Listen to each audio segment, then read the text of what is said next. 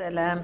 عاوتاني جا الموسم ديال الحامض بحال اللي قلت لكم العام اللي فات. هو دابا انا اليوم غادي ندير كل وحده ندير فيه معلقه ديال مليحه ونخليه كل ما نعمرهم ونخليه هنايا نيت في هذا البول يطلق الماء ديالو. من بعد نديرو في القريعه بحال العام اللي فات. ايوا هذه العام اللي فات شوفوا كي باقي داير عندي.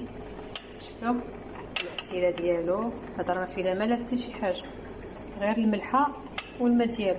دونك هانتوما اش كي داير. وهذا ديال هذا العام ان شاء الله غادي نبدا نرقد باش ما كنضطرش نشري ديال